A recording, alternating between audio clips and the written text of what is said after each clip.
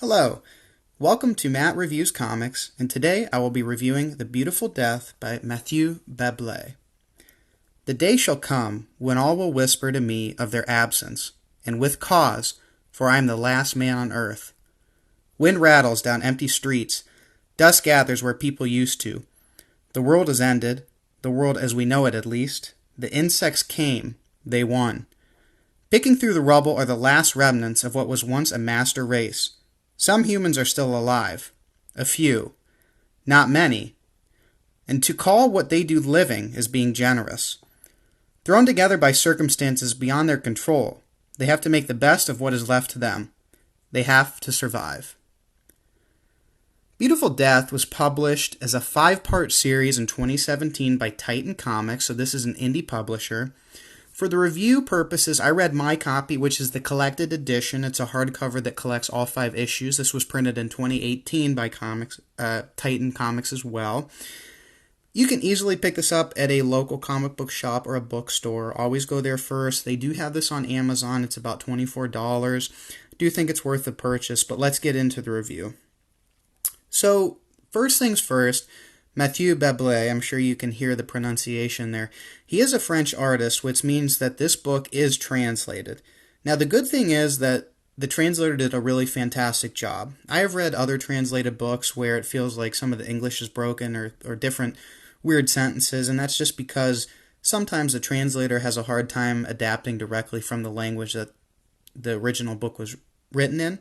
But no issues here. Everything flows really well. There's no weird broken language. So the translator did a fantastic job. But even better than that, Mathieu did a fantastic job. Now, Mathieu is the artist and the writer. So we're really getting what some say is an auteur's vision. This is his starting vision, beginning to end. All of his work bundled up in one book, which I really like. There are very few people in the comic book industry that can do this, and that can actually do it well. A lot of times it does not work out. Obviously Frank Miller comes to mind as one of the better ones that can do this, but even he hasn't had a lot of great books lately. I mean, obviously he's had his fantastic books with the Dark Knight Returns, but I really like what Mathieu did with this book. So some of the strengths: the color palette and the cityscapes and the characters. The color palette is really cool. He almost does a Dave Gibbons Watchmen, where with Watchmen with the coloring, they inverted the colors. So instead of using primary colors like red, yellow, blue, they actually use purple, orange, and green. And Mathieu sort of does this, where most of the colors through this book are this really putrid green, this really gross rusty orange, kind of this dirty yellow, almost like a brown mustard.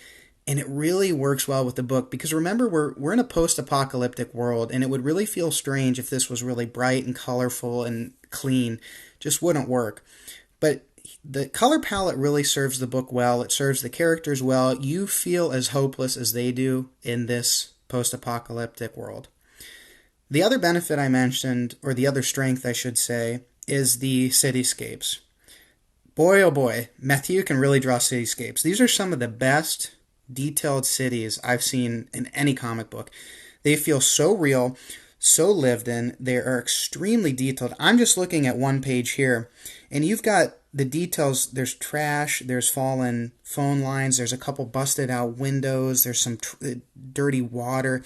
He really goes above and beyond to put the detail into these cityscapes, and there's a lot of shots where he does this, and man, it works so well. And it's funny, too, reading this book after COVID and seeing some of these shots. There's a shot where whales come into this harbor or this area, and they haven't been there for so long, but it's because people are no longer there. And it's kind of funny because similar things were happening with COVID. Maybe not with whales, but with other animals. And you really get to see the benefit of an artist's hard work with this. And again, this is pencil paper, traditional art, which I love. Not lastly, but a huge strength of this book is the characters. The first 3 characters that you meet in this book are written so well, and their development is so fantastic. My favorite character was Wayne. Now, I don't want to spoil anything, and I'm not, but for those of you that read the book, I think that you all will enjoy his arc too. These characters are broken and they're beaten down and they are just sad. And it's funny because the title is A Beautiful Death, right? And it's supposed to be the beautiful death was mentioned in Homer's Iliad, where soldiers would die, and that was supposed to be a beautiful death. And we really don't know what this beautiful death is. Is this the characters? Are they going to die a beautiful death? Is their past a beautiful death? Is this world a beautiful death? And this book doesn't have a lot of comedy, but that's kind of one of the through points that I picked up on reading it. And I think that the adult themes that these characters go through, you really can relate as somebody who's in your early 20s, late 20s, or really whatever age. Definitely not a book for kids. Swearing, extremely adult themes, nudity, but it's all tastefully done. Nothing's egregious, nothing's over the top, and the violence is not over the top. It's really tastefully done. So those are kind of the big three highlights for me: color palette, cityscapes, and characters. Mathieu has a nice art style with his humans. The highlight of the book, no doubt, is the cityscapes. They're just amazing. I like his character designs, though. Again, it suits the book really well. The big drawback for me with this book, or maybe I hate to say negative with this stuff because we're reviewing art and it's really not what it's about, but there's a character that is introduced later that you meet, and I just really didn't like this character's role in the rest of the story. I felt it was a little bit rushed. It took me out of the book, and it's funny that it could take me out of the book because the book's about insects invading Earth, right? How funny, but it did take me out of the book a little bit. It kind of broke that realism.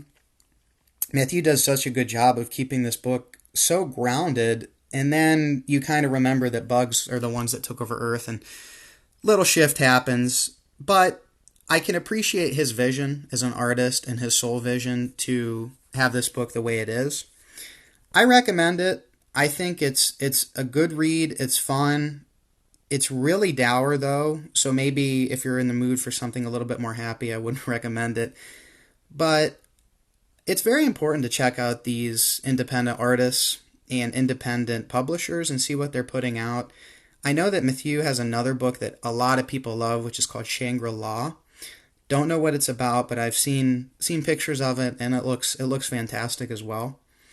So, there's my review. Overall, solid book. I recommend it for somebody looking for a cool apocalypse story or just a really good character study. Even somebody who wants to maybe break into the genre and really see how setting is done well. And good writing, good characters. Just didn't love the twist or the change at the end. But overall, solid book. My hat's off to Mathieu. I definitely want to pick up Shangri-La and excited to do so. So, guys, let me know if you have read this or if you've seen it. Let me know if you pick it up. Keep the discussion going in the comments section. I definitely want to jump in there and get any recommendations on things I should review.